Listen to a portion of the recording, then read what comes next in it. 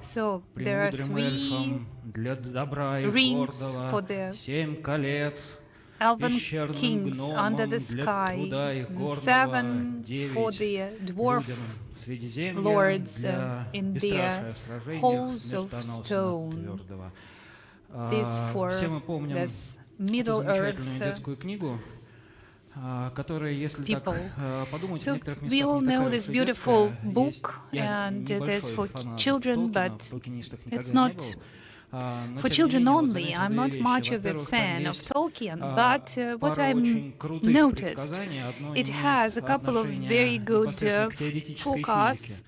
And one is related to this theoretical physics. So you remember this world where people and elves and dwarfs live, and other legends and myths belong to. So it was created by the angels of the god of that world, when the god asked them to play the music. And in fact, when music stopped, the god said, "And now go and see what kind of the world you created from the fabric of the music you played." And then decades later, the physicists in theory started saying that our reality is the digression fluctuation of the fields. Yes, and the second kind of forecast or observation. So when I'm speaking today, so I'm using it as a kind of line that goes through the whole my performance. So this is the world where we have different entities living, starting from the early on. So these are the gnomes, dwarves, elves, humans.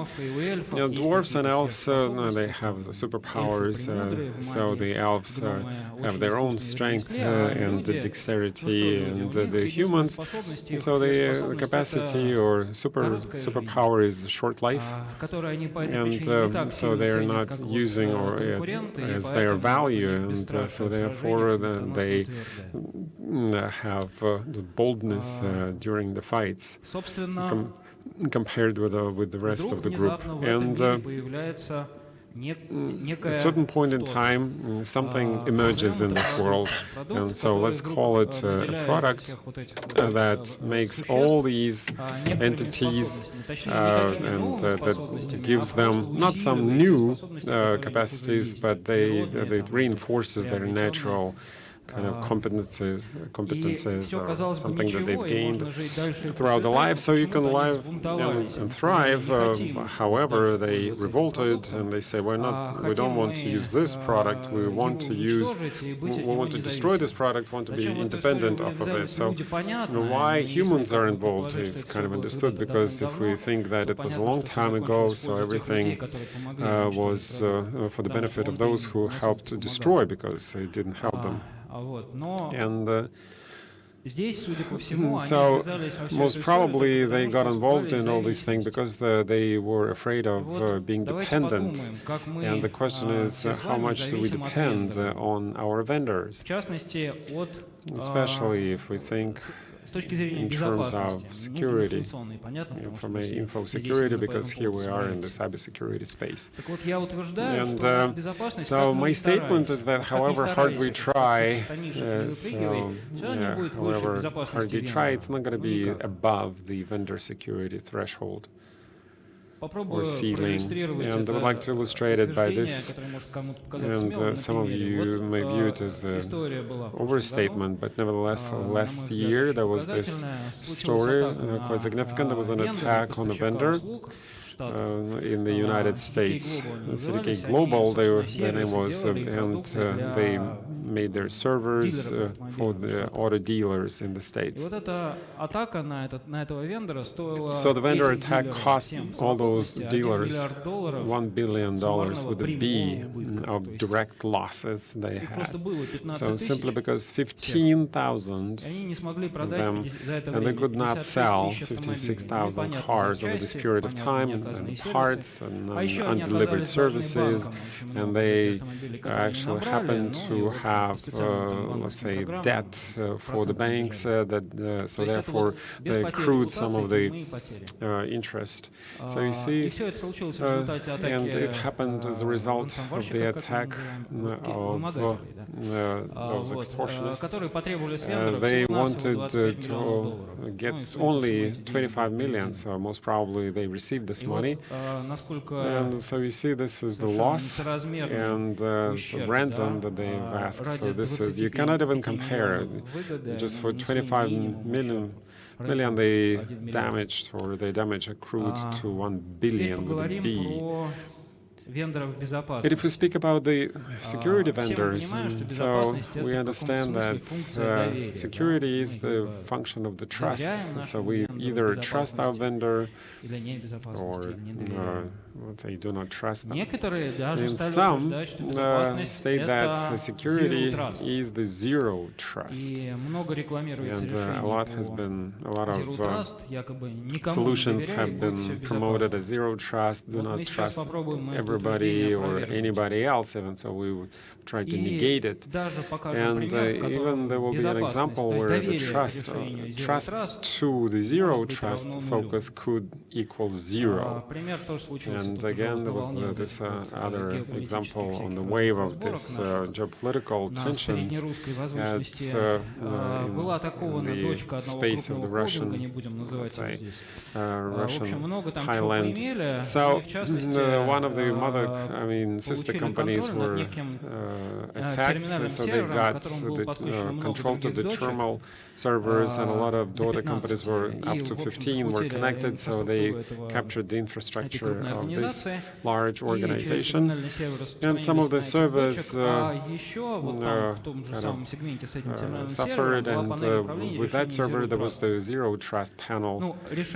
And the solution, of course, for that zero trust, it was not somewhat local, because it was made by a vendor that was born inside this major holding, so this was their own solution. And the solution basically was this. So the ultimate decision that was made, they have a lot of good stuff, and so host is protected, that is being used, and you cannot use your own notebook from a cafeteria nearby. So a lot of other good things that they had. And also for cyber incidents, they had this function, and some of the functions of ADR, so they could take screenshots and launch the PowerShell scripts. And also was a 20,000 endpoint installment of the holding. So on top of that, they had this type of logs where they have authentication data and no password policy. So capturing those malware users, they could get the control of the overall infrastructure, including the one that was not even in their domain, in the protected segments, because for security, of course, they had, let's say, like the backdoor access. So some of the details I cannot share with you because it's kind of it's not so much an NDA, but responsible disclosure of our company.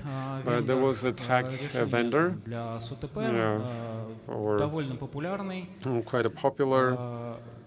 And so the attacker was kind of using the internet. They had their own infrastructure. There were two vectors of attack, so the emailings and the vulnerability of the peripheral base. So they got control of the terminal servers and the VPN server, and then they attacked the infrastructure where they took hold of the orchestrator and GitLab and mailing system, and also this is where the virtual infrastructure and Windows infrastructure, and then controlling domain and the machine that signed up the binaries, but where else could they go? But quite recently we found another compromised machine, and they also had some good layout for routing, so that this would be easier for them to attack from outside, and that's how we could track. So from the outside, because they couldn't do it from the inside, but they had access from the outside, where they had some threats of some infrastructure in the cloud. And the providers that hosted information about the backbone of the domain. So therefore opens up the attacks of middlemen, catching up the traffic, so in Iranian attacks. So in this type of situation, so several times a day, so just for a minute you switch it from one, let's say, thing to your server, and you have the certificate, so simply because it kind of steps into the system, and for just 1 minute, the whole traffic of this target organization, for example, all the emails are being channeled to your servers. Of course, it's legitimate for the email server, but the problem is that the telephone that I do not have, but you do. So they have regular synchronization, even if you do not use it. Let's say when you're on a vacation, and so they use their accounts, and so at the end of the day, having all this infrastructure and the cloud and all these other, and there were sites, and so everything was compromised. So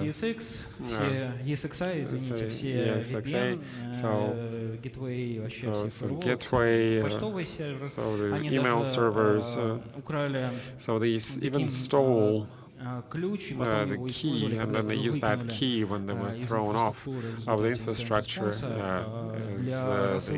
after the response for the trusted spam, because they signed up the spam with this key. And про DNS-зону я уже сказал, но и понятно, поскольку они имели доступ к инфраструктуре and because they had the access to the signature segment, so of course the supply chain attack was quite obvious, and even the logs that we used.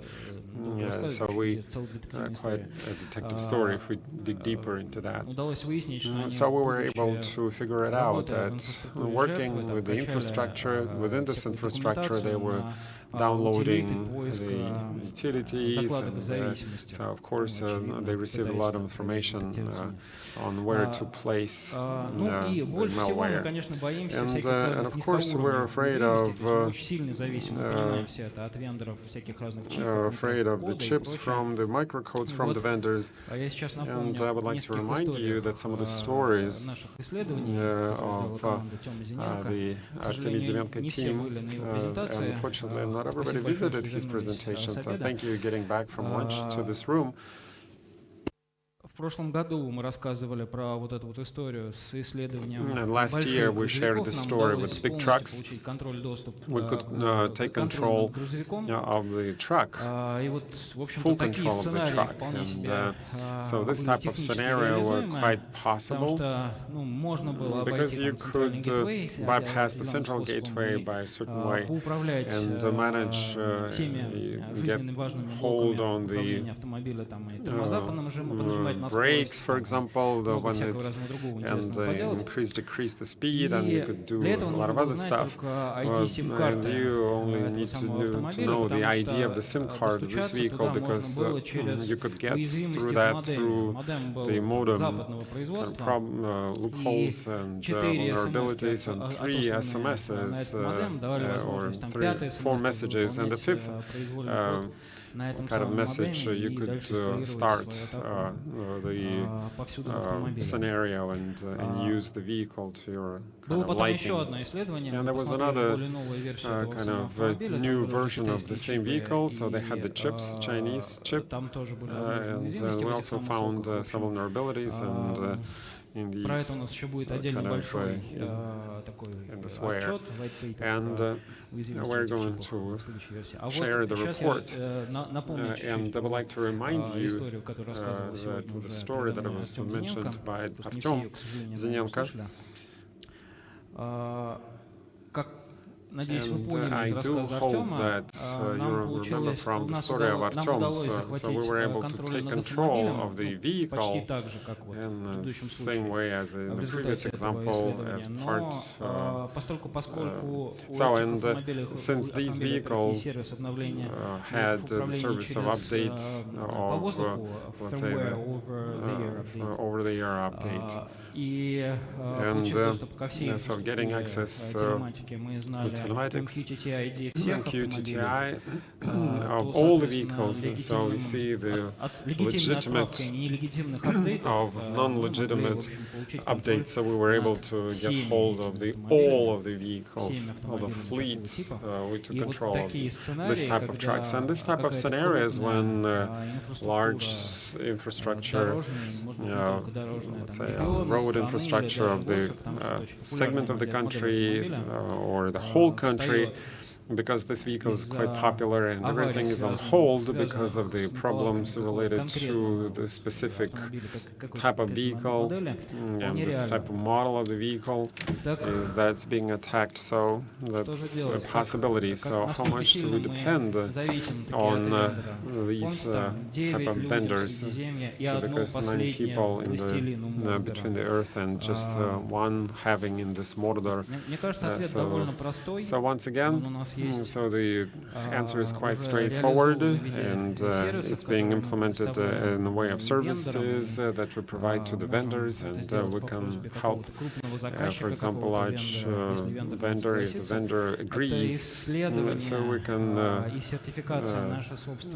do those mitigate risks assessments, and we can go into specific solution that they have, because we have security maturity model allowing us to get the picture of how adequate let's say, this particular product is from the standpoint of cybersecurity, and of course whether it's verified with the vendors and subcontractor suppliers.